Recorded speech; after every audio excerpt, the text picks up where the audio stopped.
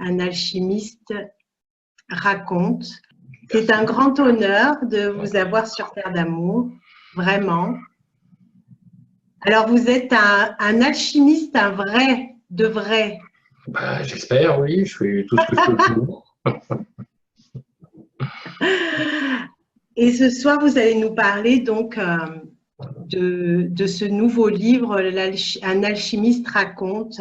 Parlez-nous un petit peu de cet ouvrage, mais avant tout, peut-être vous présenter un petit peu, bien que vous êtes très connu, et ça dans le monde entier, hein, puisque c'est vraiment à l'international, avec vos ouvrages et puis aussi toutes vos recherches sur l'alchimie. Mais je vais vous laisser nous raconter tout ça avec grand bonheur. Mais voilà, moi j'ai commencé à faire de l'alchimie pour comprendre un peu le monde, pour savoir un peu comme tout le monde, quoi, savoir où on va, d'où on vient, qu'est-ce que le monde, les grandes questions existentielles, et j'oserais dire existentielles, parce que vous savez que j'aime beaucoup utiliser la langue des oiseaux et bah, je l'utiliserai avec plaisir parce que ça donne des clés de compréhension qui sont extrêmement intéressantes. Et donc, toutes les réponses que j'avais dans le monde visible, finalement, dans le monde de tous les jours, ne me satisfaisaient pas. Donc un jour, par hasard, je suis tombé sur un vieux livre, vous savez, par hasard, on sait ce que vaut le hasard. Donc je suis tombé sur un vieux livre qui s'appelle L'âme de la matière et qui parlait d'alchimie. Voilà, et évidemment, je me suis dit, qu'est-ce que c'est que ce fatras de superstition, ça n'existe plus, l'alchimie, puis le Moyen-Âge. Tout le monde a dit que c'était pas vrai, que c'était des charlatans. Alors à l'intérieur, il y avait des expériences, et pour prouver que ça marche pas, j'insiste, j'ai fait ces expériences, sauf que ça a marché. Il s'est passé des choses que j'ai pas compris. Et j'avais deux choix à ce moment-là de ma vie, c'est de dire oh là là, c'est dangereux ce truc-là, je veux pas savoir ce que c'est, et continuer une vie qui était assez satisfaisante, hein, mais qui était dans le monde, quoi. Ou alors dire tiens, je vais mettre le doigt dedans et voir ce que c'est. Et ben, j'ai mis le doigt dedans et j'ai vu ce que c'était. Et ensuite, ma vie a tourné autour de ça, ou en tout cas, ma manière de vivre, plus que ma vie, a tourné autour de ça. C'est-à-dire à travers la compréhension du monde. Aujourd'hui, on parle beaucoup de la nature, on dit que les arbres sont nos amis, que les animaux sont extraordinaires, et on rajoute généralement l'homme est très méchant, ce qui est faux. C'est-à-dire que chacun fait ce qu'il peut et c'est déjà pas mal. Et l'idée que partage l'alchimiste et que je partage maintenant, c'est de dire, bah, on est ici dans ce monde et tous les règnes, minéral, végétal, animal, sont vivants. Et à partir de ce moment-là, on peut avoir un dialogue et un réel échange avec. Donc, je me suis dit, si c'est vrai, eh bien, on peut l'expérimenter. Et on l'expérimente de deux manières. On travaille dans un laboratoire, moitié labor et moitié oratoire. Donc, une partie, on met les mains dedans, c'est-à-dire qu'on touche des choses, on travaille sur la matière, et une partie purement spirituelle, mais qui n'est pas religieuse. Hein. Souvent, on fait une erreur aujourd'hui, une errance, où on confond spiritualité et religion. Les deux peuvent être concomitants, mais c'est pas obligé. C'est-à-dire qu'on peut très bien avoir de religion sans aucune spiritualité, et on peut très bien faire de la spiritualité sans aucune religion. Je pense que chacun est libre de faire un petit peu ce qu'il veut. Donc voilà un petit peu ce parcours. Après, j'ai voulu trouver les applications de l'alchimie au monde. Donc, le but de l'alchimie, c'est pas de faire des petits produits dans son laboratoire, et puis de découvrir des choses qui restent cachées, qui restent secrètes. C'est pas comme ça qu'on fait avancer le monde. Alors, bien sûr qu'il y a des choses qui restent discrètes, parce qu'on peut pas donner un fusil chargé dans les mains d'un enfant de 2 ans. Mais moi, je pense que faire avancer le monde, c'est aussi transmettre. Et pour savoir qu'une voie existe, eh bien, il faut en parler. Alors évidemment, il y a plein de gens qui disent « mais non, l'alchimie, c'est secret, on peut en parler ». Je répondrai à ça, mais où ça fait avancer le monde? C'est-à-dire à quoi ça sert? Est-ce que le but, c'est de se sauver tout seul et de laisser le monde dans l'état où il est? Ou de se dire peut-être, ben, on est un espèce de pont, un espèce de pontife, j'ai pas dit un pontifiant, qui permet justement avec ses propres découvertes, son propre point de vue, d'aider finalement tout le monde. Mais c'est même pas une bonne action, hein. C'est quelque chose de naturel. C'est-à-dire que moi, je crois en l'unité. Et croyant en ça, bah, j'ai forcément envie d'aider. Et quand on dit son prochain, c'est qui le prochain, celui qu'on va être? Donc, ça me donne une envie aussi de partager ce que j'ai découvert et puis peut-être aider, et sans être un donneur de leçons, mais apprendre à chacun à trouver son propre chemin. Et c'est aussi quelque chose d'extrêmement intéressant de se rendre compte qu'on ne guide pas sur son chemin, mais on permet à chacun de trouver son chemin. Alors voilà pourquoi j'ai écrit ce livre, parce que c'est un peu presque un testament, c'est-à-dire que jusqu'à aujourd'hui, j'ai marqué à l'intérieur de ce livre ce que j'ai fait jusqu'à maintenant, pourquoi je l'ai fait, comment je l'ai fait, et aujourd'hui, j'ai envie de faire autre chose, c'est-à-dire, je connais qu'une seule chose, je veux dire, ma vie, c'est l'alchimie et la vision extraordinaire du monde, mais je me dis peut-être maintenant, il y a peut-être d'autres outils, d'autres moyens. C'est un peu comme un jardinier, j'ai l'impression d'avoir passé une grande partie de ma vie à m'occuper des feuilles d'un arbre. Aujourd'hui, j'ai envie de m'occuper du tronc. Et c'est pour ça que je me retire un petit peu du public. J'ai beaucoup moins de contact avec les gens et que je ne fais plus de formation, je ne fais plus de stage, j'ai arrêté tout ça. Je continue à faire des voyages parce que j'adore ça et j'amène les gens avec moi autour du monde. Mais je ne vais pas dire que ça m'intéresse plus, mais je vais dire que j'ai envie de passer à autre chose, c'est-à-dire ne plus faire un travail individuel, ce qui est louable, hein, c'est utile, mais de faire quelque chose de plus global. Et c'est pour ça que j'écris des livres, c'est pour ça que je fais des films, c'est pour ça que j'ai plein de projets sous le coude qui me font plus travailler sur la globalité du monde que sur l'individu.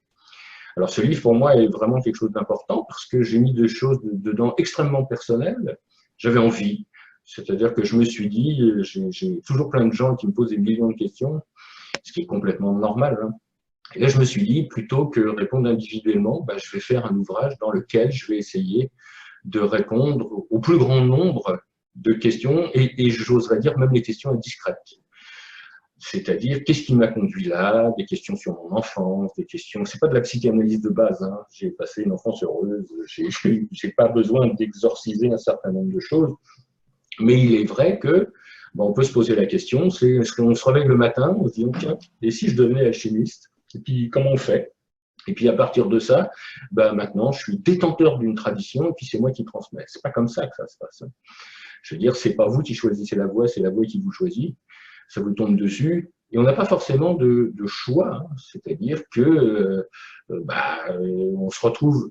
Si vous saviez le nombre de fois incalculable où j'ai essayé de faire autre chose dans le monde ou dans ma vie, et si vous saviez le nombre de fois incalculable où la voie m'a remis dessus, c'est-à-dire que je n'ai pas eu le choix non plus. Je peux me retrouver au fond de l'univers, dans l'endroit le plus inhospitalier du monde, à 100%, je vais croiser quelqu'un ou je vais croiser quelque chose qui va faire que je vais être obligé de me replonger dans ce que je suis finalement. Et je pense que, d'ailleurs, dans ce monde, pour moi, c'est devenu une certitude en disant qu'on ne peut pas changer, puisqu'on vient pour quelque chose, on ne va pas changer, mais par contre, on peut trouver le meilleur de ce qu'on est. Et ce dépouillement, d'ailleurs, est important, hein, parce que, d'ailleurs, on parle d'un pèlerin. Le pèlerin, c'est celui qui se pèle. Celui qui se pèle, c'est celui qui retire ses peaux. Et à force de retirer ses peaux, on finit par voir au travers. Et on se rend compte que, finalement, une transmission, c'est une mission à travers. C'est-à-dire qu'en gros, on n'y est pas pour grand-chose. Le but, c'est pas qu'on a quelque chose à dire, c'est qu'on doit être le plus transparent possible pour laisser dire. C'est-à-dire, moi, j'ai une parabole aujourd'hui que je trouve extrêmement forte, que je livre. C'est que c'est comme si dans cet univers, on était dans une prison et que la lumière était dehors. Ça ne veut pas dire que cet univers ne contient pas de lumière, mais ça veut dire qu'on a deux manières de vivre notre vie. La première manière, c'est d'améliorer son incarcération, et la deuxième, c'est de sortir. Et aujourd'hui, je pense que l'alchimie, en tout cas le chemin qui m'a permis de suivre ce chemin, la vie qui m'a permis de ce chemin, m'a montré la sortie en tout cas. Je n'ai pas dit que j'en étais sorti. J'ai dit que je me rapproche de la porte. Maintenant, ça ne veut pas dire que sur le pas de porte, il n'y a pas un trou et qu'on ne peut pas tomber au dernier moment, au moment où on va saisir la poignée en disant « ça y est, j'ai fini, je peux sortir ». Là, on peut retomber au plus profond. C'est une leçon à la fois d'humilité et puis une leçon aussi qui veut dire que même le maître, eh bien, il a toujours besoin de quelqu'un. C'est-à-dire que quand vous êtes au fond du trou, eh bien, ce n'est pas vous qui pourrez en sortir tout seul. Il y aura quelqu'un d'autre eh bien, qui va vous tendre la main. C'est comme la parabole du pont un peu, c'est-à-dire qu'on peut avoir l'impression d'être un pont, c'est-à-dire de permettre le passage à des gens sur un chemin. Mais quand le dernier sera passé, si personne ne vous tend la main, vous restez le pont. Et vous restez tout seul, comme un pont, si je puis dire, sans liaison dangereuse. Et sans pour ça pouvoir continuer votre propre chemin, parce que vous aurez besoin de quelqu'un qui est sur l'autre rive, même si c'est vous qui l'avez fait passer, eh bien pour qu'il vous tende la main et que vous puissiez être libéré aussi de cette fonction. Parce qu'on sait très bien que quand on transmet, finalement, soit on n'avance pas, hein, on fait passer, mais on n'avance pas. Donc il y a des moments aussi, c'est peut-être aussi un moment important pour moi dans ma vie aujourd'hui, de dire, bah, maintenant j'ai fait passer plein de gens, je vais avancer un petit peu sur mon chemin, puis quand je serai un peu plus loin, je verrai ce qui se passe. Mais franchement, aujourd'hui, j'en sais rien. Ça sera une surprise. Mais par contre, je considère effectivement, et c'est pour ça que j'ai plus envie de travailler sur le monde que pour l'individu, c'est que c'est bien d'indiquer la sortie, mais c'est bien aussi de casser les murs de la prison finalement.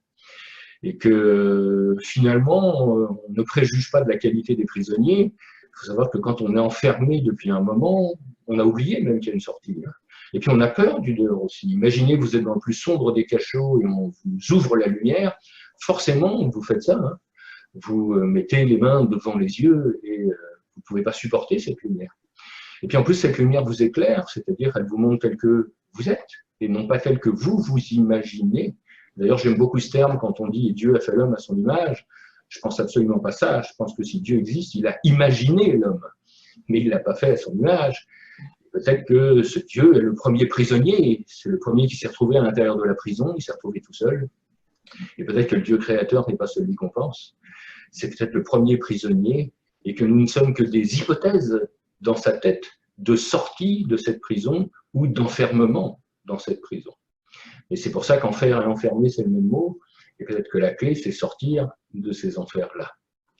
Voilà, ça c'est un préambule et qui explique un peu ma démarche. Et je dis bien ma démarche parce que le profane marche et l'initié démarche, puisque notre quête est la quête de l'immobilité et pas de l'immobilisme.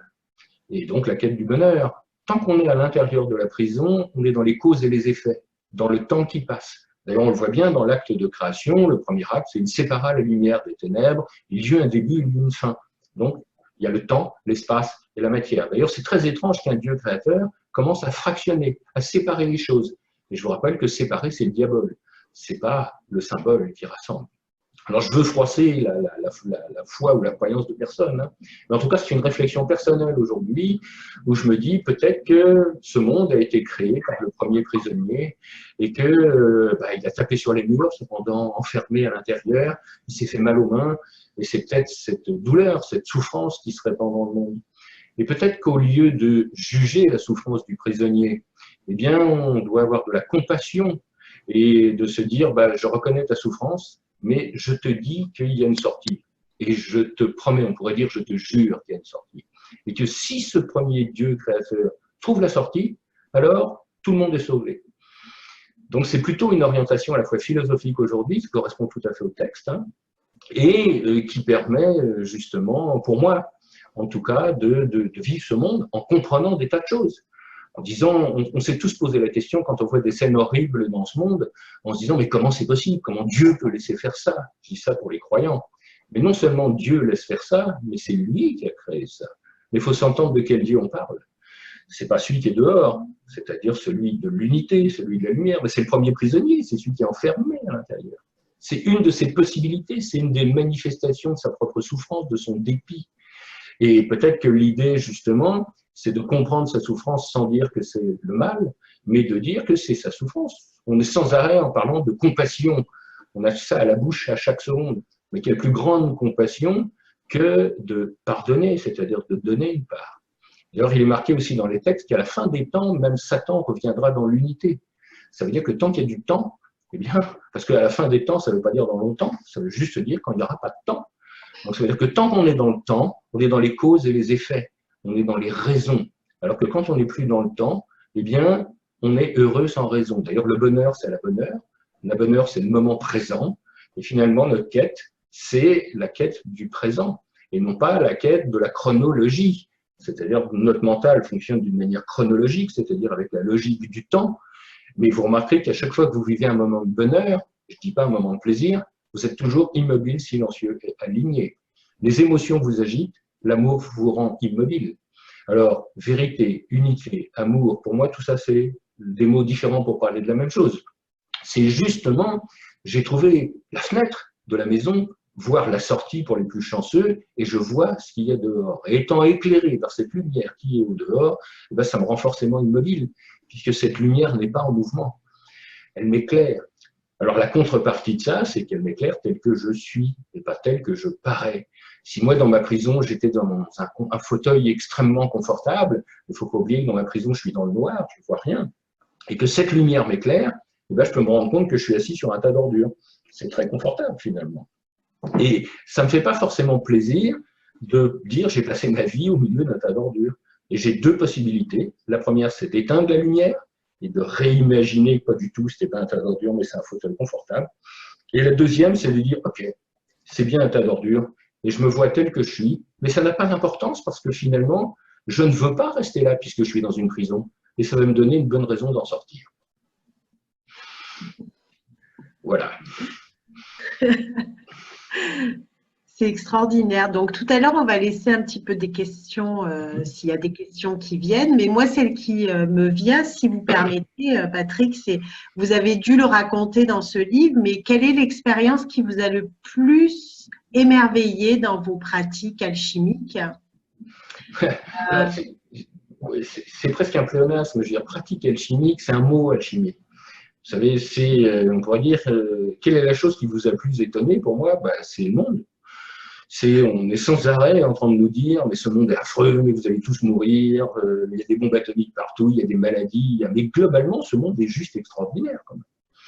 Et rien que se mettre à la fenêtre, respirer l'air qui est dehors, rien que regarder les arbres, les plantes, les animaux, le ciel, c'est juste hallucinant, c'est juste incroyable. Même mon propre corps contient 40 milliards de cellules. C'est-à-dire qu'il y a plus d'habitants dans mon corps que d'habitants sur la Terre. Et on arrive à mettre ça, tout le monde d'accord à peu près. C'est-à-dire que le matin, quand on se lève, on a quasiment la même tête que quand on s'est couché. Mais essayez, vous, de faire une réunion avec 10 personnes dans la semaine. C'est juste extrêmement difficile, voire impossible. Et là, nous, on réussit à mettre d'accord 40 milliards d'individus tous les jours et tout le temps. Mais vous êtes juste extraordinaire. On devrait se regarder tous les matins dans la glace en disant « toi je t'adore, il est hors de question que je te quitte ». Et puis on devrait s'embrasser au sens littéral parce qu'on est content d'être avec soi-même. Donc ça c'est des expériences, mais finalement j'ai compris après. Parce que à chaque fois qu'on a un bouton sur le nez, l'univers s'écroule, c'est affreux. Mais quand tout va bien, on n'en tient pas compte. On ne tient compte souvent, on ne remarque souvent que ce qui ne va pas. Mais on ne remarque pas tout ce qui va. Alors que finalement et globalement, il y a beaucoup plus de choses qui vont que de choses qui ne vont pas. Donc, mais ça vient après. Alors, moi, ce qui s'est passé, c'est que d'abord, j'étais très logique et que moi, un truc qui n'était pas démontré, ça n'existait pas. Et donc, j'ai commencé à faire des expériences. Et pour moi, l'expérience la plus étrange que j'ai vue, c'est des fleurs de métal poussées. C'est-à-dire que du métal qui se comporte comme un végétal. C'est-à-dire que dans mon creuset, eh bien, avec un certain nombre de choses à l'intérieur, oui, il y a bien des fleurs, en tout cas des cristallisations en forme de fleurs qui sont sorties. Alors évidemment, quand j'ai vu ça, je suis tombé de ma chaise. Surtout que ces cristallisations, elles étaient transparentes et que le métal que j'ai mis dedans, il est 100% opaque. Donc la grande question qu'on peut se poser, c'est est-ce qu'on peut rendre un métal transparent? Ben oui. Alors évidemment, moi, j'imaginais absolument pas ça, sauf qu'après, j'ai appris à le faire. Et qu'aujourd'hui, je sais évidemment le faire. Mais imaginez la surprise qui a été la mienne de voir devant mes yeux quelque chose qui était physiquement impossible. Et là, encore une fois, c'est mon mental a explosé, quoi. En disant, mais attends, là, tu es en train de faire un truc qui est impossible. Je dis, bah oui, mais je le vois. Alors, c'est quoi les conclusions? À partir de ce que je vois dans ce monde-là, de ce qui est visible et de ce qui est invisible, c'est quoi la vérité maintenant? Et à partir de ce moment-là, je me suis dit, bah, il y a peut-être une autre réalité qui est aussi tangible que celle-là. Et cette réalité qui est aussi tangible que celle-là, que j'appelle la réalité non ordinaire, je ne dis même pas extraordinaire, elle est juste non ordinaire, mais ce n'est pas parce que je ne la vois pas qu'elle n'existe pas. Et donc, ça c'est la première chose. J'ai donc mis en évidence pour moi qu'il y avait des choses que je ne comprenais pas, que je ne voyais pas et qui pourtant existaient. Ça c'est la première expérience qui m'a vraiment marqué. Et la deuxième, c'est celle du spiritus, c'est-à-dire de quelque chose d'impalpable qui est associé à la matière et qui est dissociable, indissociable de cette matière. Par exemple, quand vous mangez un fruit sur un arbre et quand vous mangez le même en barquette, il n'a pas les mêmes vertus pour vous. Je ne parle même pas des vertus organoleptiques, les goûts, je ne parle même pas des vitamines, je parle juste que vous allez cueillir un fruit sur un arbre. Le premier truc que vous allez dire en croquant dedans, il est gorgé de soleil. Mais ça veut juste rien dire. Hein. Qu'est-ce que ça veut dire un fruit gorgé de soleil? Ben, c'est pas ça qui se passe en vrai. C'est que il y a un esprit du spiritus pour l'alchimie, on parle de spiritus, animus, corpus, c'est-à-dire le corps, l'âme et l'esprit. Et cet esprit, cette partie la plus subtile, elle est nécessaire à notre propre vie. C'est-à-dire que quand vous mangez de la nourriture qui n'a pas de spiritus, là, ça nourrit que le corps, mais ça nourrit rien d'autre. Ça nourrit la machine. Mais en aucun cas, ça nourrit votre propre spiritus. En aucun cas, ça nourrit votre propre qualité à voir cette réalité non ordinaire. Et ce n'était pas un hasard si on priait sur la nourriture, par exemple. Si ça devient un dogme, qu'on est obligé de le faire, si on le fait pas, on va mourir, c'est une mauvaise chose. Mais par contre, la personne qui sincèrement priait sur la nourriture ajoutait du spiritus dedans. Et quand on mangeait ensuite cette nourriture, on ne mangeait pas que la nourriture. Par exemple, vous faites de la cuisine pour des amis et vous les aimez, ces amis.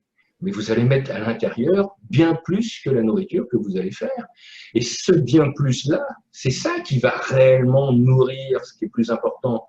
Et je voyais passer une question qui est d'ailleurs une question d'un prisonnier, hein.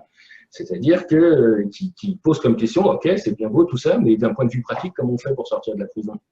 Mais il n'y a surtout pas de point de vue pratique, parce que les règles ne sont valables que dans la prison.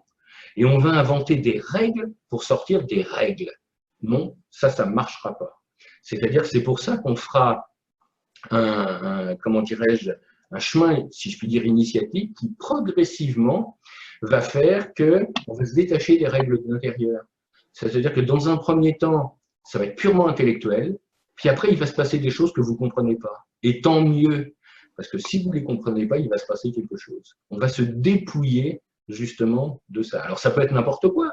On dit que ce n'est pas forcément un chemin spirituel, soit vous faites le pèlerinage de Saint-Jacques-de-Compostelle, mais vous pouvez faire la cuisine, vous pouvez jardiner, vous pouvez faire de la peinture. Généralement, tous les arts sont des fenêtres qui conduisent vers l'extérieur. Je ne parle pas d'un art culturel où on doit être obligé de vous expliquer une œuvre d'art. Si on vous explique là, c'est juste de l'émotion. Par exemple, le peintre, il avait plein d'émotions, il ne savait pas quoi en faire. Il se dit plutôt que la garder pour moi, tiens, j'ai une toile, je vais l'acheter dessus. Et vous, quand vous regardez la toile, vous faites « Ah, quelle horreur, c'est affreux, comment il était, dans quel état il est. » Mais si vous faites ça, il vient de réussir son coup. C'est-à-dire qu'il s'est débarrassé de ses émotions, il vient de vous les refiler. Mais ça, pour moi, c'est un règlement de compte à l'intérieur de la prison.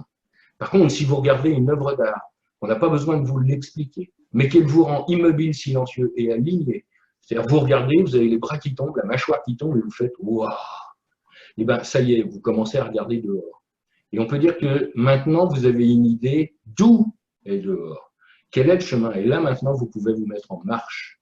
Donc, pour répondre à la question, comme on fait d'un point de vue pratico-pratique, eh bien, justement, ça ne sera surtout pas pratico-pratique, ça sera comment échapper à la pratique. Et c'est d'ailleurs bien la différence entre l'artiste et le technicien.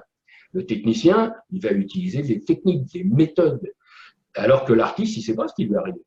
Il y a un truc qui arrive de l'extérieur, si je puis dire, d'ailleurs on va appeler ça l'inspiration. On dit les dieux soufflent et l'homme est inspiré. Et une fois qu'il a cette inspiration, il va matérialiser ça, c'est-à-dire qu'il va éclairer des choses. C'est pour ça qu'on dit qu'on a de l'or dans les mains. Le mot or vient du mot hébreu aor qui veut dire lumière.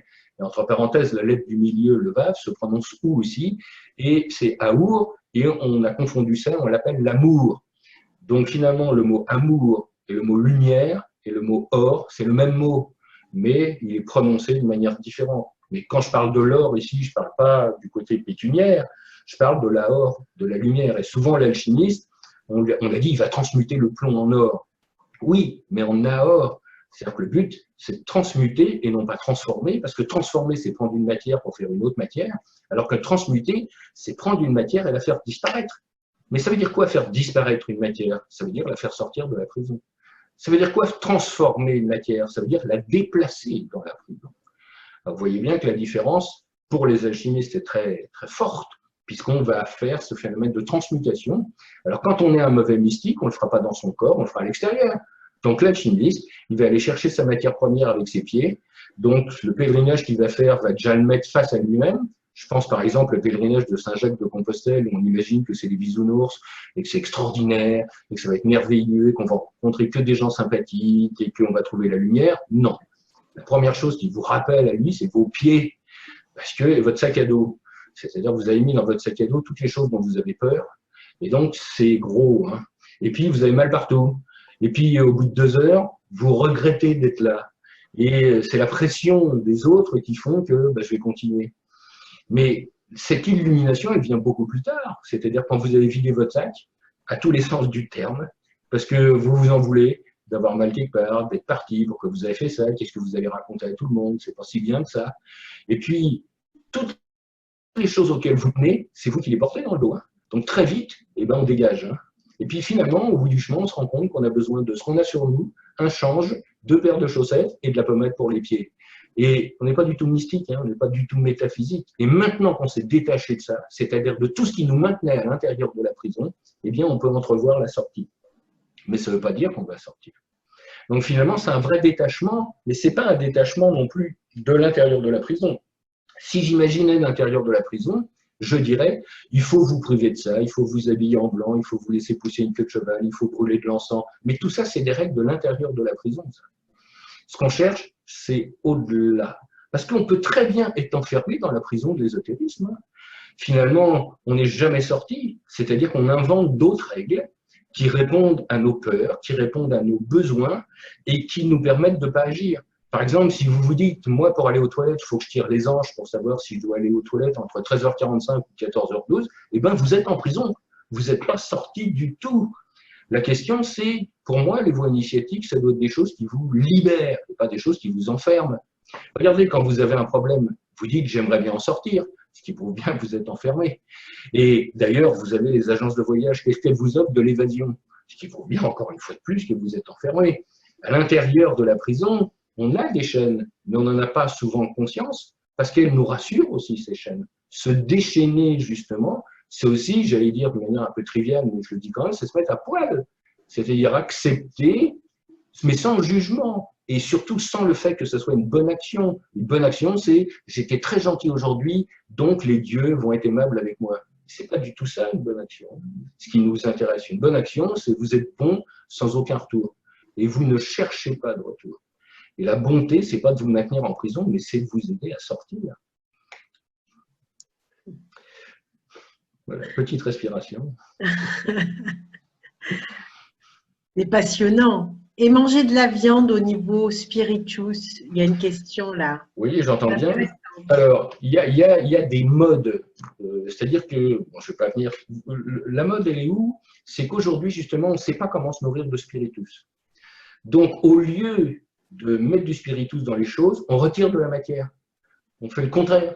C'est-à-dire que, d'abord, j'ai rien contre, encore une fois, les véganes, les végétariens. Chacun vit sa vie comme il veut, dès l'instant que ce n'est pas un dogme et qu'il n'oblige pas les autres à le faire. Mais finalement, si je dis je suis végétarien, c'est je retire de la matière. Après, je suis végane, je retire rien. Et notre espoir ultime, c'est de se nourrir de l'air du temps. Si on était capable, nous on rêve devant tous les grands initiés qui boivent une cuillère d'eau bénite et qui mangent une hostie et qui tiennent une semaine. Mais la question déjà, c'est 1, à quoi ça sert?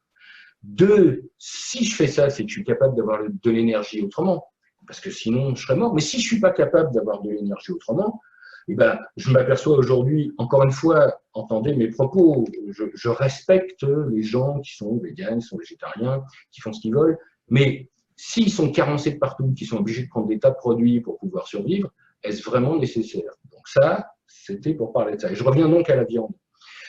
Plusieurs choses. Déjà, l'homme est omnivore, omnis.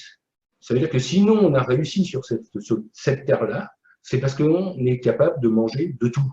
Mais il faut bien dire un truc, c'est que manger, c'est pas détruire, c'est intégrer à sa colonie. C'est-à-dire que quand je mange quelque chose, bien moi, à l'intérieur de mon corps ici, il y a un bout de carotte, un morceau de bœuf, un morceau de pain, j'ai décomposé les choses que j'ai mangées, et ce que j'ai décomposé, je l'ai mis partout à l'intérieur de mon corps. La seule chose qui va disparaître, c'est l'âme, c'est-à-dire ce qui maintenait cette cohérence. Justement, ce spiritus. 2 possibilités. La première, l'animal que je chasse est extrêmement spirituel. C'est-à-dire qu'il a vécu sa vie d'animal, il était parfaitement heureux dans sa vie d'animal, et donc il est plein de spiritus. Hein.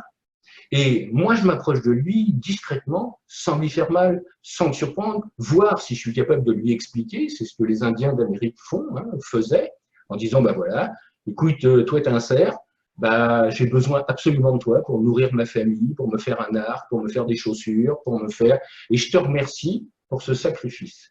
Eh bien, si l'animal l'accepte à ce moment-là, s'il n'y a pas de choc, s'il y a… bah, quand je vais manger cet animal, non seulement il va me nourrir de matière, mais en plus, il va me nourrir de spiritus.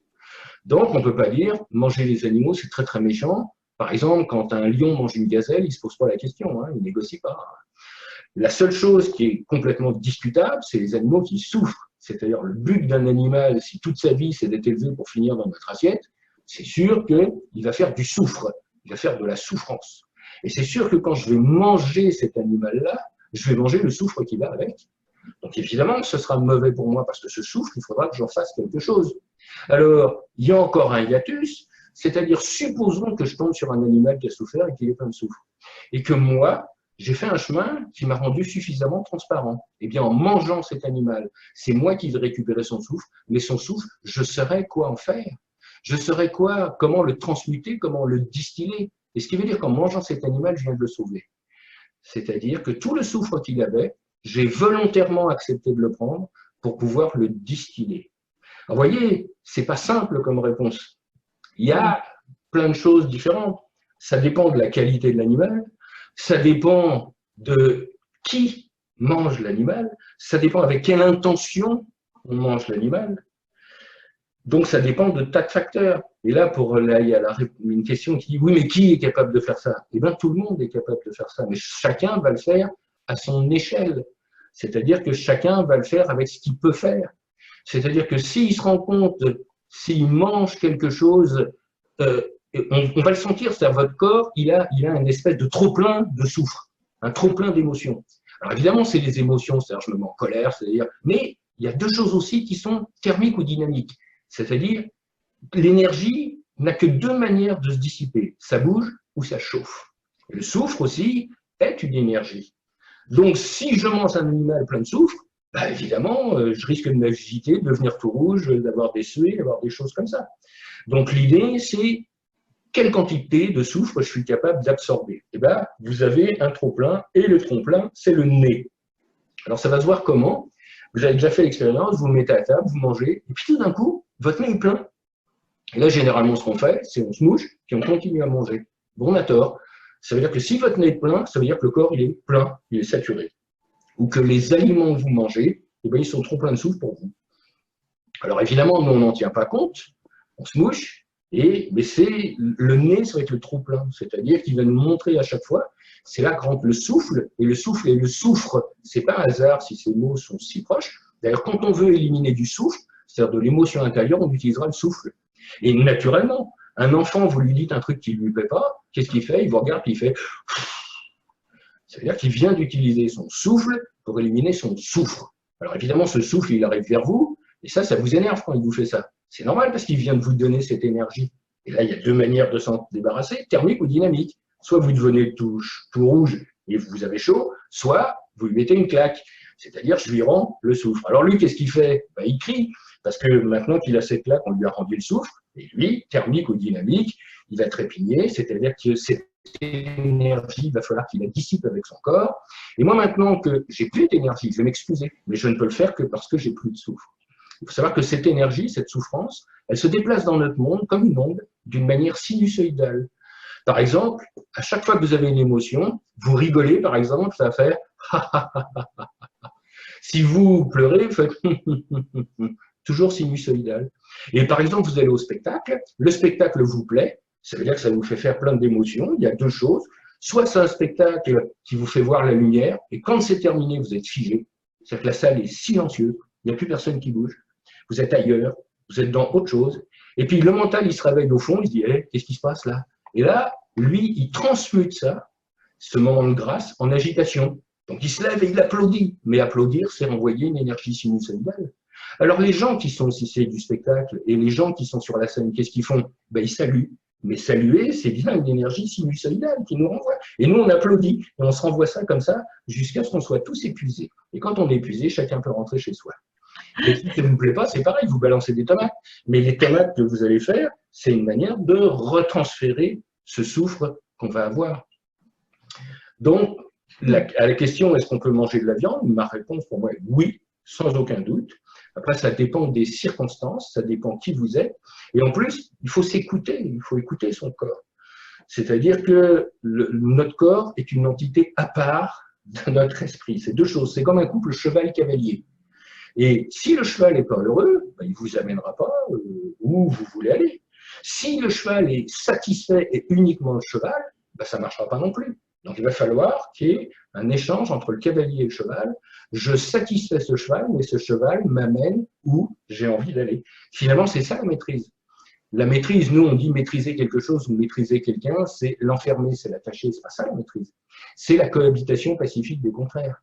C'est-à-dire, c'est le pardonner, c'est-à-dire donner une part. Et je donne une part au cheval, le cheval me donne une part, je nourris mon corps, il est parfaitement content, en échange, il m'amène quelque part et tout va bien.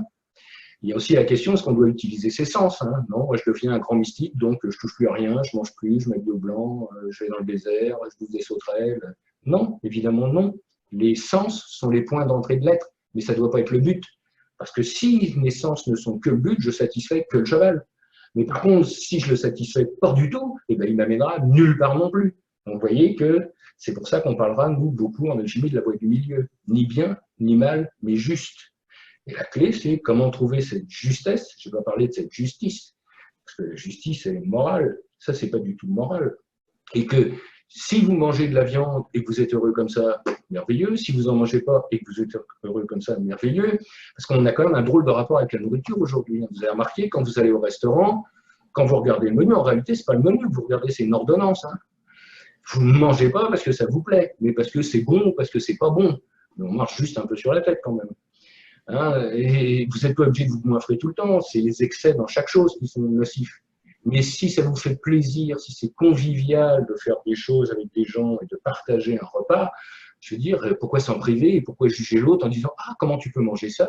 Comment c'est affreux, je vais t'expliquer. » Là, évidemment, on gâche le spiritus, on gâche cet esprit, on n'est pas tolérant du tout. Alors avec cette idée-là, c'est comme le bio aussi, je saute en l'air quand je vois des trucs bio partout. J'ai toujours une expression en disant « Mais ça ne devrait pas exister le bio, c'est le reste qui devrait être marqué merde. » C'est quand même la folie totale d'imaginer qu'un produit normal doit être identifié. Ça va pas, non? Donc l'idée, c'est de dire, mais comment on va faire des réels bons produits? Il n'y a qu'une seule règle, il faut mettre du spiritus dedans.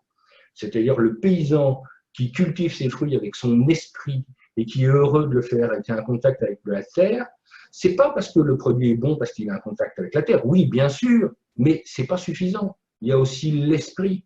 C'est pour ça que toutes les entreprises agroalimentaires qui font de l'hydroponie, c'est géré par des robots ou des ordinateurs. Il y a zéro spiritus là-dedans. Donc, c'est pas seulement que ça nourrit pas dans la matière, ça nourrit pas dans l'esprit non plus. Et l'idée, on est les premiers, je connais plein de gens qui font ça, ça marche ou ça marche pas, en tout cas, peu importe. Il y a un vin qui est pas bon, qu'est-ce qu'on fait? On le met dans un verre, puis tout le monde met les mains dessus, et puis après, le vin, il est bon. Alors, est-ce qu'on a vraiment transformé le vin? Est-ce qu'on l'a transmuté? Est-ce qu'il a changé de nature? Non. Peut-être, si vous êtes très bon, mais on peut imaginer peut-être qu'on a juste mis du spiritus dedans. Et que finalement, la partie qui nous manquait et qui fait que ce vin, il n'est pas bon, eh bien, il devient bon. Vous buvez un vin que vous achetez dans un supermarché, mais vous buvez le même vin que vous allez chercher chez le viticulteur. Et vous connaissez le viticulteur. C'est la même bouteille. Je vous garantis que pour vous, il n'a pas le même goût. Et que l'histoire que vous allez raconter autour de ça, l'esprit que vous allez raconter autour de ça, va profiter à ceux avec qui vous allez partager.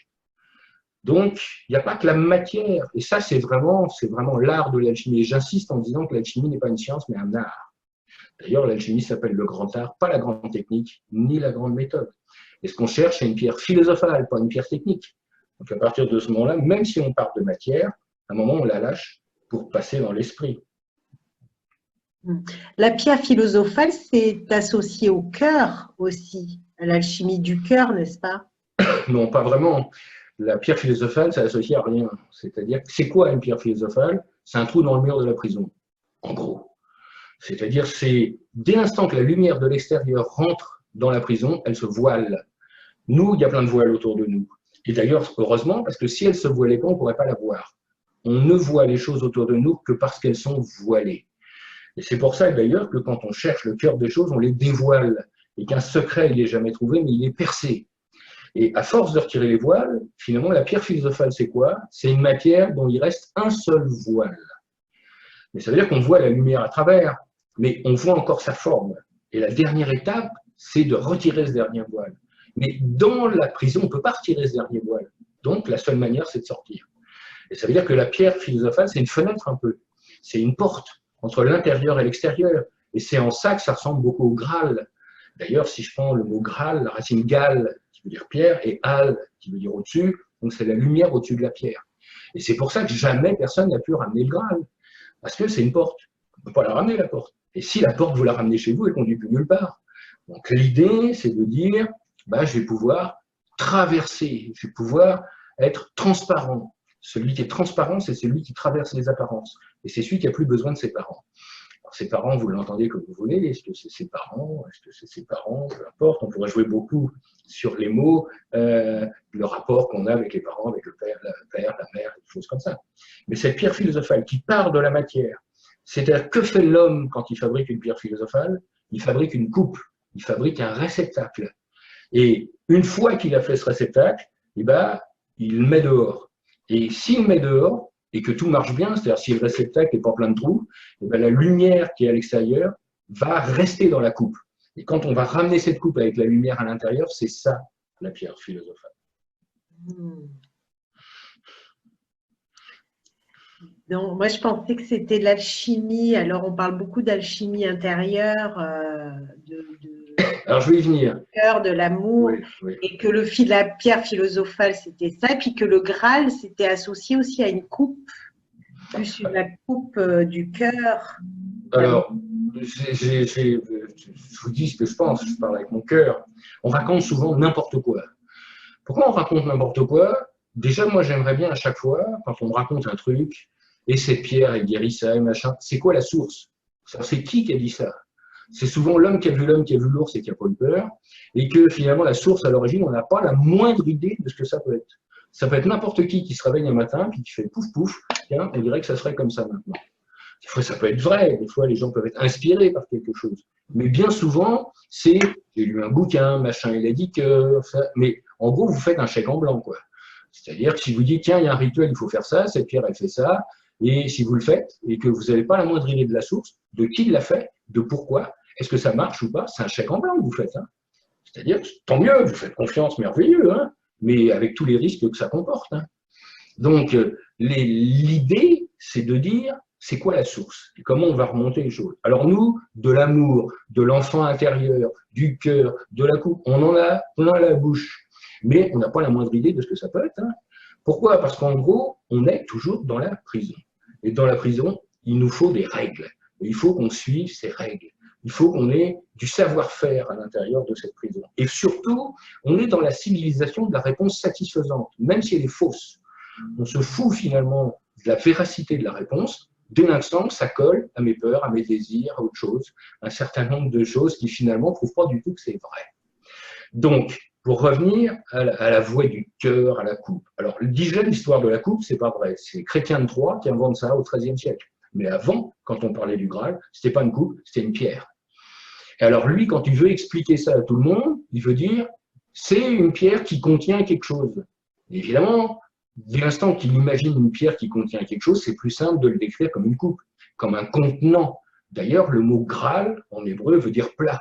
Il veut dire quelque chose qui contient quelque chose, mais ce n'est pas un truc merveilleux, extraordinaire, rien du tout. Donc, à partir de ce moment-là, lui, pour expliquer les choses, il dit, ben voilà, on dirait maintenant qu'à partir de maintenant, dans la quête de Perceval, eh bien, il va aller chercher une coupe. Pourquoi? Parce que dire que c'est une pierre qui vient de l'extérieur, où est la lumière, et quand tu vas la trouver, tu vas passer de l'autre côté, personne ne va comprendre ça. Alors qu'il le décrit à l'intérieur. Le seul qui va trouver la pierre, il s'appelle Galahad. Il va trouver la coupe. Gal-Ahad, qui veut dire la pierre pure. Et qu'est-ce qui se passe quand il trouve la coupe? Il disparaît. Forcément, parce qu'il a trouvé la porte. Donc il ne reste pas. Il passe de l'autre côté. Et c'est marqué dans son propre nom. Alors, il y en a un autre qui l'a vu, cette coupe, qui s'appelle Perceval, et c'est celui qui perce le Val. Et comme le Val est vert, c'est celui qui persévère. Donc, il persévère, il voit la coupe, et au moment où il voit la coupe, il se dit « Waouh, incroyable cette coupe, et si au lieu de la ramener au roi Arthur, je la gardais pour moi ?» Et là, il devient le père cheval, c'est-à-dire celui qui est épais, celui qui veut le pouvoir. Et à partir de ce moment-là, la coupe, elle disparaît à ses yeux, c'est-à-dire qu'il vient de se détourner de la porte en disant ça. La porte, celui qui la voit, c'est parce qu'il est transparent. Celui qui est épais, c'est la même différence qu'entre le maître et le gourou, au sens péjoratif. Le maître, il éclaire. Le gourou, il brille. C'est pas tout à fait la même chose. Pour éclairer, il faut être transparent. Et plus vous éclairez, moins on voit la lampe. Alors que le gourou, il brille. Et pour briller, il faut la lumière des autres, il faut le regard des autres. Et finalement, les faux prophètes, c'est pas grave qu'ils existent, puisque pour trouver la lumière, il suffit de s'en détourner. Puisque s'ils brillent, ils sont forcément quand même éclairés par la lumière. Et donc, en se détournant, on la trouvera. Donc, cette histoire de coupe, déjà, on voyait qu'on a des tas d'inconscients aujourd'hui où on parle de cette coupe, on se la met dans le cœur, tout, sauf qu'elle n'a jamais existé. C'est une invention de toute pièce de Chrétien de Troyes. Alors, après, les alchimistes, notre but, c'est quoi? C'est on prend une matière. Cette matière, imaginez un mur, la lumière est dehors, et vous allez râper le mur. À force de râper le mur, déjà, vous allez voir à travers, puis au bout d'un moment, vous allez passer à travers. Et c'est ce que fait l'alchimiste. C'est-à-dire qu'il prend une matière qu'il appelle une matière première. Mais si on appelle ça une matière première, ça veut dire qu'avant, il y avait forcément la lumière, puisque c'est la première matière. Qu'est-ce qu'il y avait avant? Ça ne peut pas être de la matière, puisque c'est la matière première. Et une fois que j'ai cette matière, je vais la râper, jusqu'à pouvoir passer de l'autre côté et de voir ce qu'il y a de l'autre côté de la matière. Et pour râper cette matière, il y a 3 voies. La première, c'est la voie sèche. C'est-à-dire qu'on prend de la matière et on va la purifier par le feu. La deuxième, c'est la voie humide.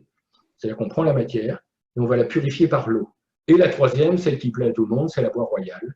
C'est-à-dire, la pierre philosophale, je vais la faire à l'intérieur de moi. Je vais la faire dans mon cœur. Alors évidemment, tout le monde dit « Ah c'est génial, c'est celle-là que je veux faire ». Pourquoi? Parce que personne ne veut monter son laboratoire. Et en gros, personne ne veut travailler sur la matière. On ne veut pas mettre les mains dedans, en gros. On veut dire, ah non, ça va être purement métaphysique, ça va être dans mon cœur, je vais méditer, je vais mettre quelque part et ça va venir tout seul. Eh bien non, parce que tout ce qui se passe dans le creuset et qui ne se passera pas dans le creuset, ça va se passer dans vous. Et croyez bien que c'est la voie la plus difficile, parce que ça se passe en 3 étapes. La première, c'est la décomposition.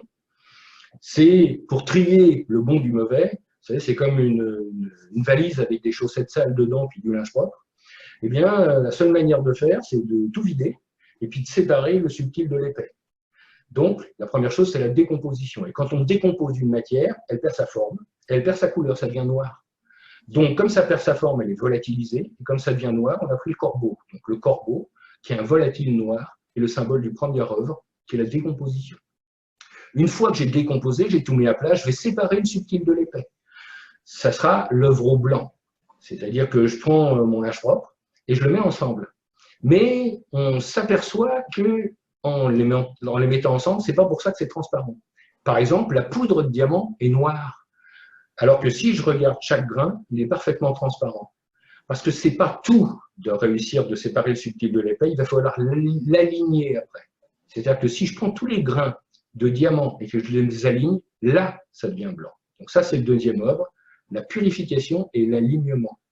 Et maintenant, une fois que ça s'est fait, j'arrive ou pas, je tends la main dehors avec cette coupe. Est-ce que la lumière qui est à l'extérieur va accepter de rentrer dedans?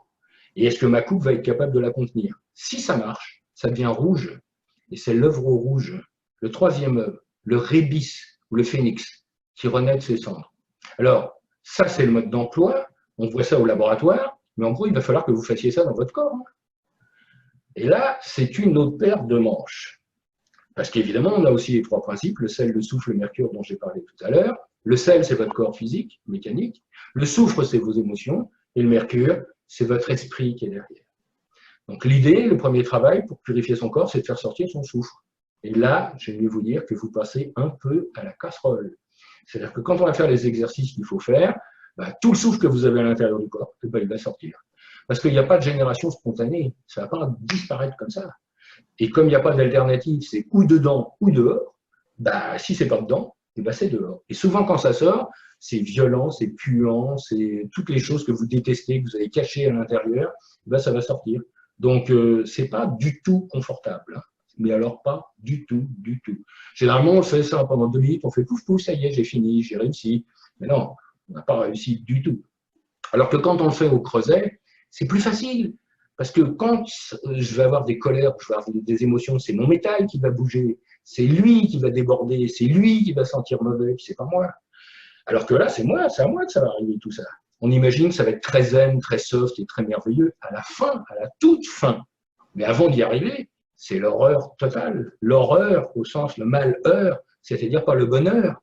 C'est pas à la bonne heure, on est décalé, on est complètement perdu, on touche le fond des choses. Et en plus, on va travailler sur les 7 points de la maîtrise qui sont des points qu'on a sur le corps. Le point du souffle dont je parle, il est ici, là, dans la gorge. Là. Juste à l'endroit où on peut mettre le trou, là, où il y a les 2 clavicules qui se rejoignent.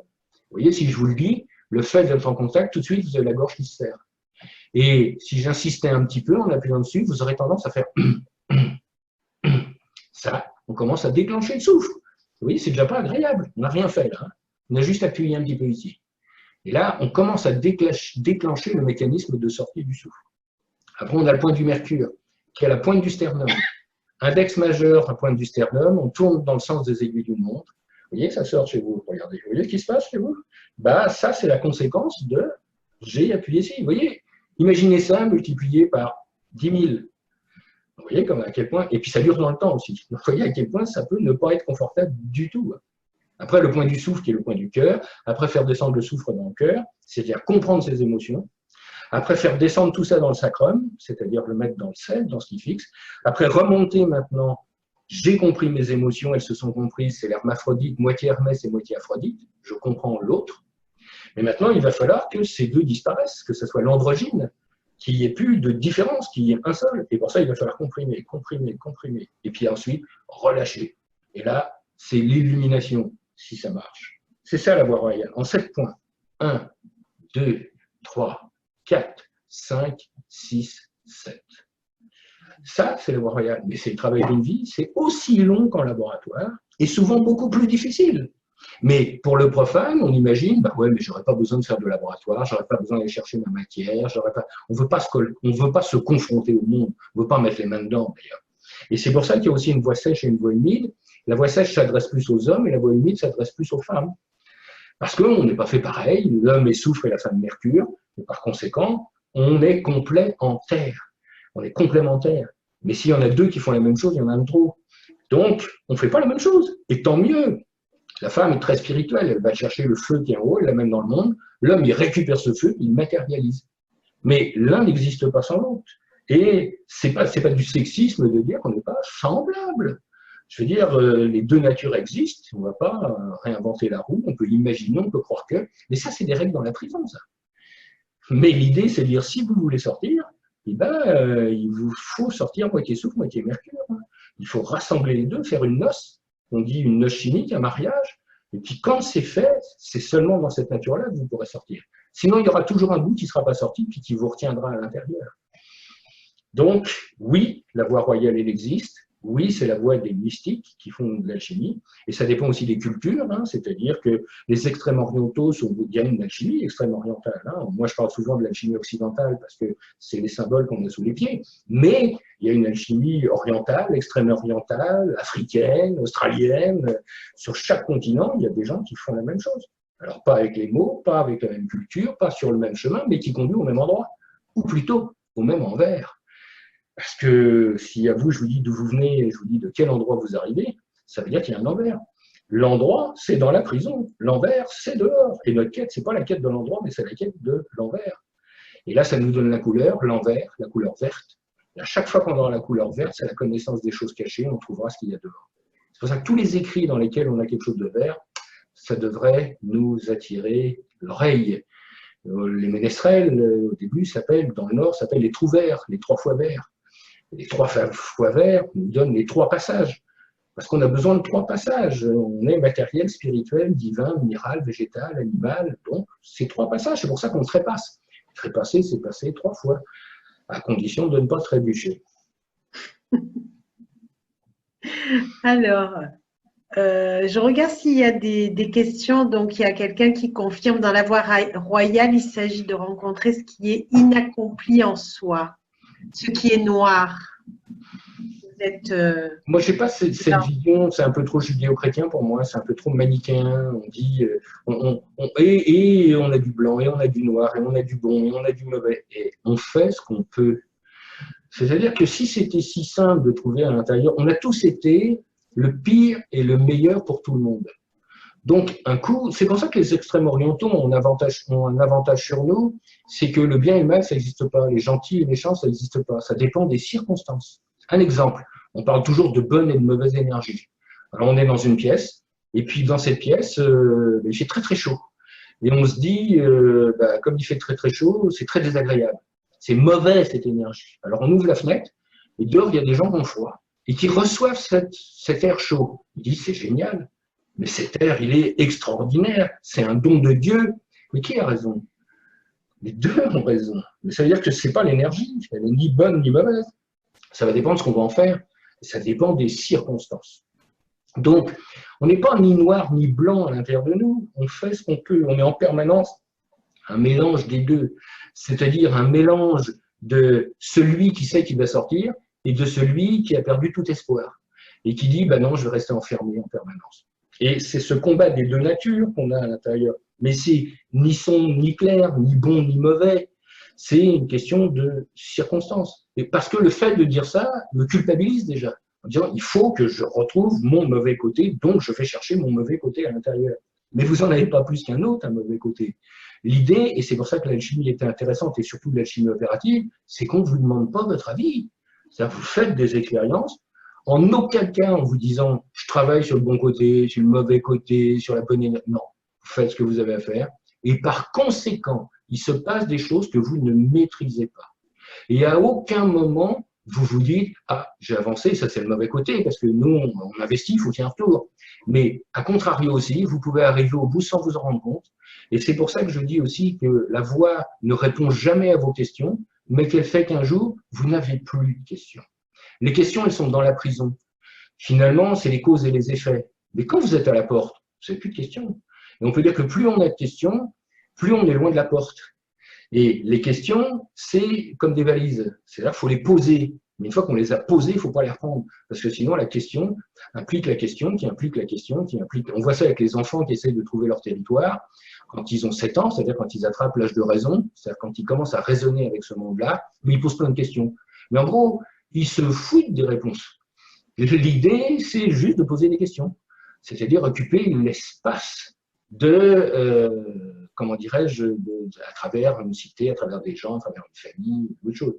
Donc moi, je ne pense pas qu'on cherche le noir à l'intérieur de soi pour le combattre, parce que déjà, on ne sait pas où il est, et qu'on n'a pas la moindre idée de comment il peut se manifester. Et on a tous fait du bien à des gens en pensant leur faire du mal, on a tous fait du mal à des gens en pensant leur faire du bien. Donc, c'est pas si évident que ça, c'est pas si simple. Ça nous arrangerait beaucoup qu'il y ait quelque part une étiquette marquée mal, méchant ici, puis de l'autre côté gentil. Mais c'est pas comme ça que ça marche. Parce que c'est réparti. C'est pas seulement dans un endroit. On dit c'est la noirceur que vous avez dans le cœur. Mais vous entendez quoi? Le cœur, il est où? Elle est où cette noirceur? Et de quel cœur on parle? On parle de la pompe, on parle d'autre chose, on parle de votre esprit, on parle de quelque chose qui est à l'extérieur de votre corps. Donc en gros, on n'en sait rien. Et comme on n'en sait rien, la meilleure manière de travailler dessus, c'est de travailler sur autre chose. C'est-à-dire de ne pas se poser la question. Pour moi, régler un problème, ce n'est pas de penser au problème, c'est de penser à autre chose. C'est d'en sortir, justement. Mais si vous vous enfermez à l'intérieur du problème, en cherchant tous vos mauvais côtés à l'intérieur, vous n'avez aucune chance d'en sortir. Vous êtes en train de décorer votre prison. Vous êtes en train de justifier le fait que vous êtes enfermé à l'intérieur. Donc, il faut arrêter. À un moment, se dire, OK, j'ai été très méchant, OK, les gens ne m'aiment pas, ou j'aime pas les gens, OK, bon, peu importe, je m'assois dehors et je compte les feuilles d'un arbre. Et là, évidemment, il va se passer autre chose.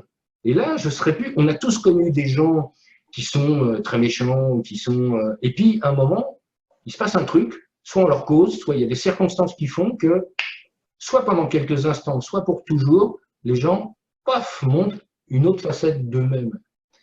Je veux dire, nous, on est issus d'un système judéo-chrétien, donc c'est extrêmement manichéen. Il y a les gentils, puis il y a les méchants. Et bien ça, c'est pas vrai. Donc, moi, je pense que pour nous libérer de ça, il faut arrêter de se regarder le nombril et de regarder sa propre souffrance à l'intérieur. Mais sortons, regardez à l'extérieur. Les expériences d'alchimie, mais d'autres aussi, peuvent être extrêmement fastidieuses. Mais le but du jeu, c'est pas qu'elles soient fastidieuses, c'est que pendant que vous les faites, ben, vous ne pensez pas à vous-même. C'est les gens, par exemple, on voit comment dirais-je, les Tibétains en Inde, qui font des mandalas. Ils font ça avec du sable. Évidemment, ça sert à quoi? On pourrait vraiment se poser la question. Bah, est-ce que c'est fait pour faire joli? C'est pas fait pour faire joli, puisqu'à la fin, ils l'effacent. C'est fait pour les occuper à autre chose.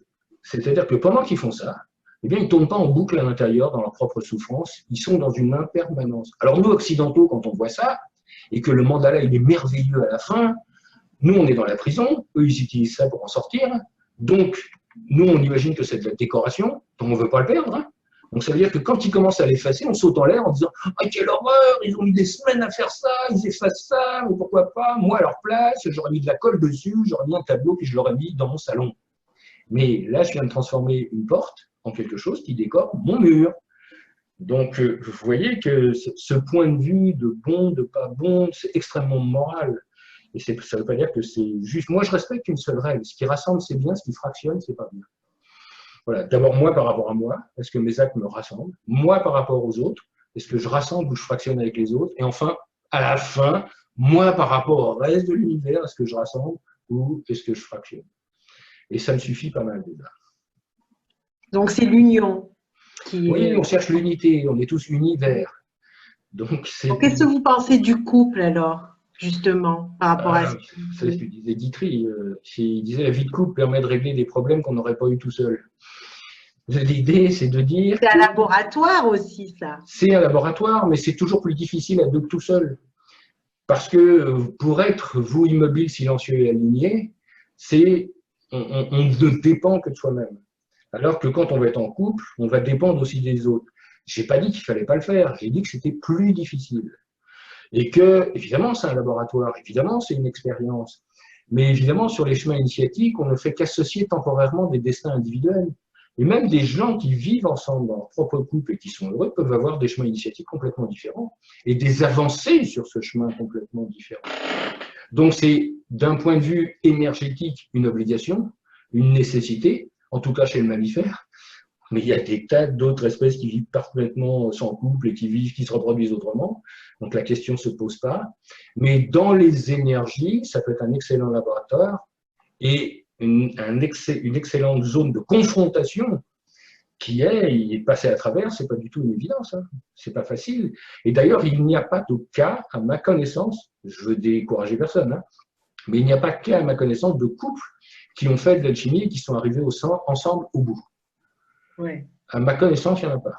Voilà, on cite toujours Nicolas Flamel et Pernel, mais en réalité, c'est Nicolas Flamel qui faisait les expériences et Pernel l'aidait à faire les expériences. Mais il y a le contraire est vrai, c'est-à-dire qu'on a des femmes qui ont réussi à arriver au bout de l'œuvre sans leur conjoint. Mais arriver ensemble, à mon sens, c'est extrêmement difficile. Alors après, on peut imaginer qu'il y en a un qui arrive et qui tend la main à l'autre. C'est-à-dire qu'il devient le pont et qu'il fait le passage aussi. Et on peut se poser la question de savoir qu'est-ce qui est le plus important? Y arriver ensemble, faire une espèce de compétition, ou se promettre que le premier qui arrive à la porte aille chercher l'autre pour le faire passer. Et est-ce que c'est possible si l'autre n'a pas fait le travail? Non, mais tout est possible, c'est seulement plus ou moins probable. Ouais. C'est-à-dire que, vous voyez, on est dans les règles de la prison.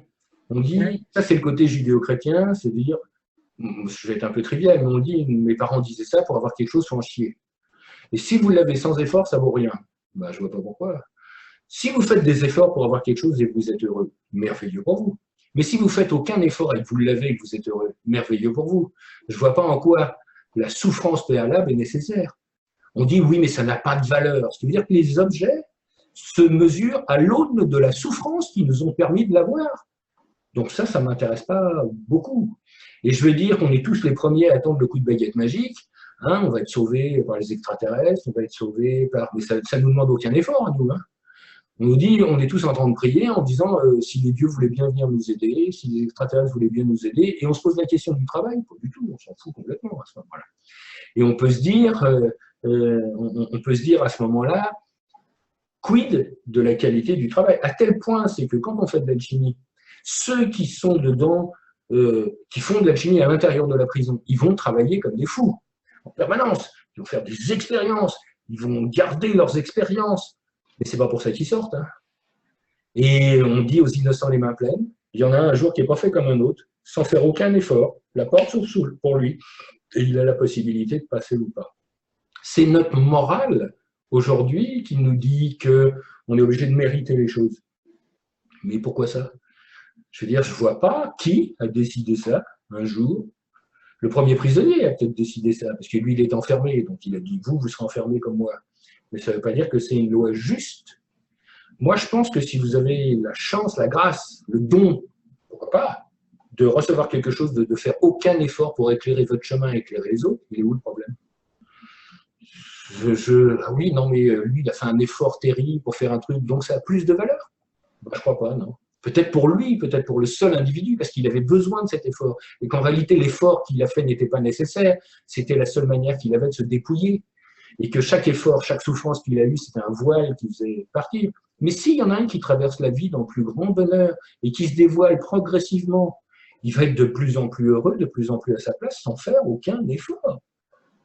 Je ne vois pas en quoi l'effort va faire que le bout du chemin va être meilleur que celui qui ne fait pas d'effort. Alors nous, humains, dans la prison, comme on est en permanence en compétition, on va dire, c'est pas juste. C'est-à-dire, alors moi, j'ai fait des tas d'efforts pour faire un truc et j'ai rien, alors lui, il ne fait aucun effort et puis il a tout. Ben, c'est pas juste. Ça cache quelque chose. Ben non, pas forcément. C'est nous qui avons inventé ces règles, c'est nous qui avons inventé ces échelles de valeur. Mais qu'est-ce qui prouve qu'elles sont vraies? Il y a un autre truc que j'aime beaucoup, c'est les jeux. J'aime pas forcément jouer, mais le rapport qu'on a avec les jeux. Imaginez, on joue ensemble aux petits chevaux. Simple, hein, les petits chevaux. On jette un dé, d'ailleurs le dé en arabe, ça se dit hasard. Hein, et le but du jeu, c'est d'amener le petit cheval au milieu. Okay, formidable. Ben moi, je m'installe avec les joueurs, je prends mon petit cheval, puis je le mets au milieu. Alors évidemment, imaginez la tête des gens. Ah non, mais tu n'as pas le droit. Tu triches. Non, mais c'est quoi le but? C'est de prendre le petit cheval, puis de le mettre au milieu. Donc ça veut dire qu'on a inventé des règles, qu'on se tient à ces règles, qu'on est les propres gardiens de ces règles-là. Ça ne veut pas dire qu'elles sont justes. Hein. Faites l'expérience, vous allez voir les autres joueurs, ils vous sautent à la gorge. Hein. Ils sont prêts vraiment à vous sauter à la gorge. On ne rigole plus là. Le cheval, tu as triché.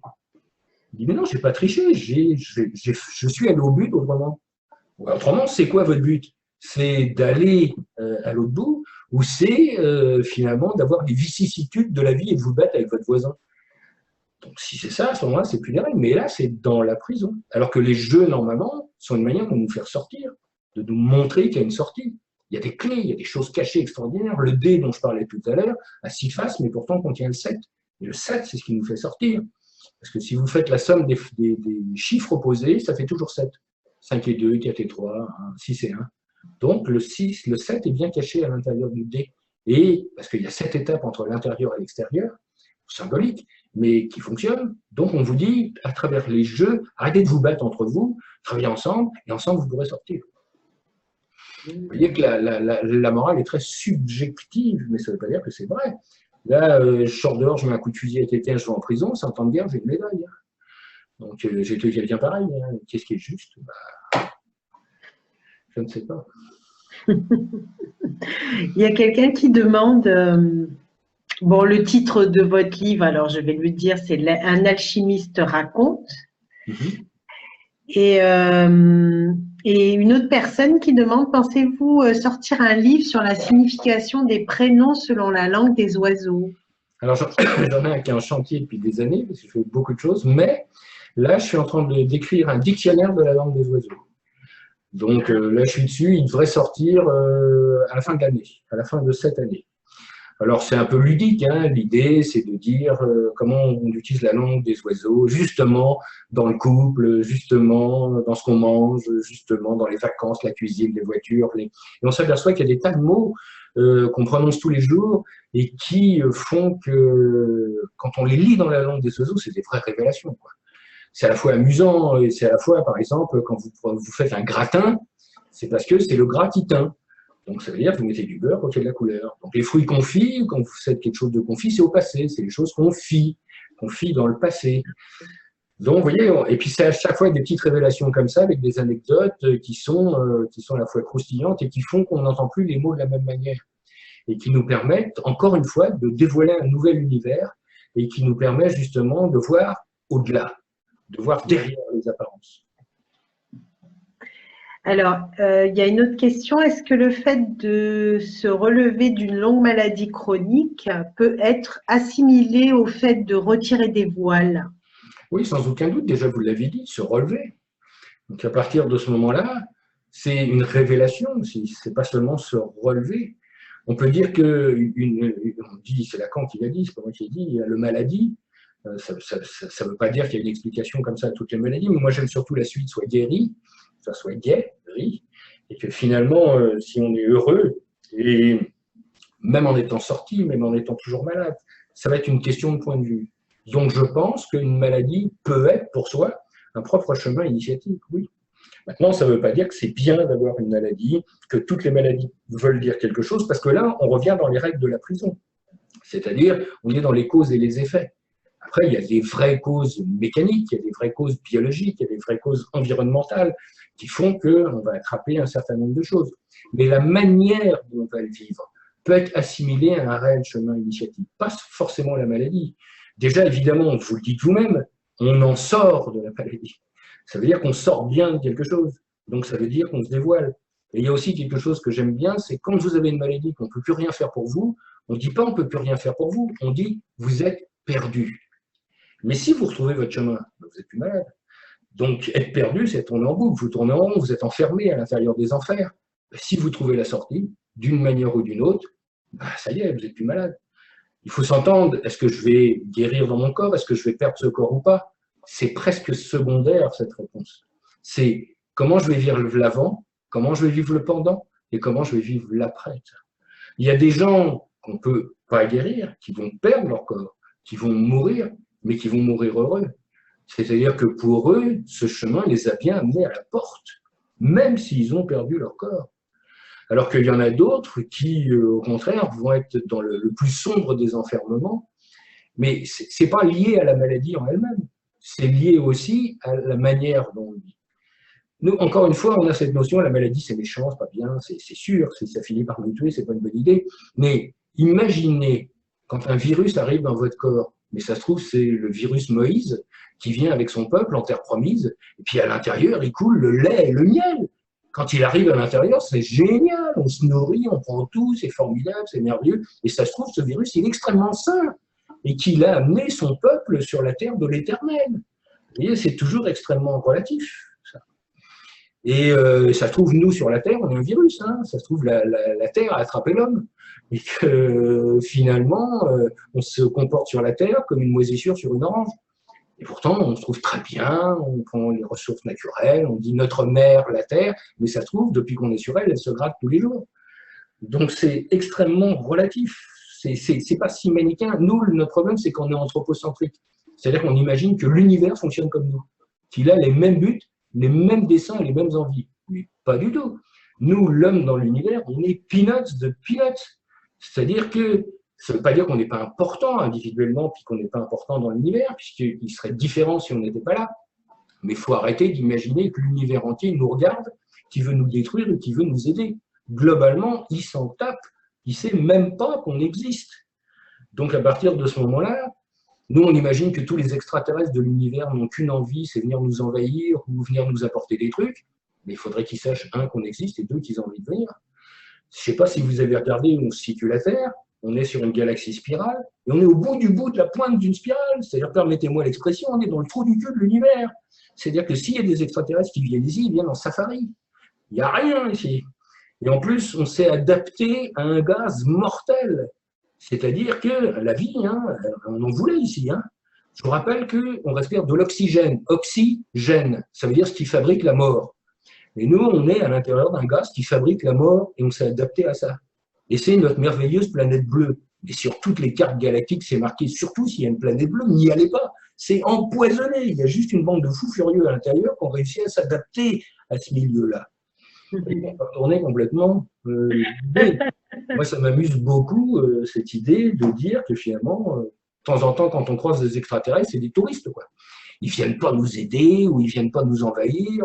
Ils se promènent dans une réserve africaine et puis de temps en temps, ils donnent des colifichets aux sauvages qui sont là, il leur explique un truc, tiens, un peu d'irrigation par là, tiens, j'ai une poignée de bonbons dans la poche, je le donne. Et c'est pas forcément des espèces qui veulent absolument nous aider pour faire des tas de trucs. Peut-être oui, mais on peut imaginer aussi l'autre hypothèse. En tout cas, c'est très rigolo de voir les choses comme ça. Alors, je regarde s'il y a peut-être, on reprend une question et puis ben aussi surtout dire que votre livre, on le trouve partout, sur Amazon, mais aussi dans toutes les bonnes librairies et puis que vous n'avez pas écrit que celui-là, hein, il y en a plein d'autres. C'est ça. Des excellentissimes, de la matière à la lumière, par exemple. Et puis aussi, vous avez participé à des films sur les voyages alchimiques. 7 voyages, 7 DVD entre la Grande Place de Bruxelles et Saint-Jacques-de-Compostelle. Et oui, ça, c'est des parcours extraordinaires. Voilà. Et ces DVD, ils sont aussi en vente. Oui, partout. Vous pouvez les trouver aussi sur le site de l'éditeur, sur PGA Film. PGA Film. Pourquoi? Parce que c'est plus profitable à l'éditeur qu'au distributeur et que ça lui permettra de faire d'autres films. Et puis il y a d'autres choses en préparation. J'ai d'autres films en préparation de 4 romans, dont un sortira sans doute cette année. Voilà, dont l'argument, je vous dis ça juste pour vous faire envie, c'est la bibliothèque d'Alexandrie n'a pas été détruite et je sais où elle est. Ah oui, wow. Voilà. On peut en avoir une petite idée?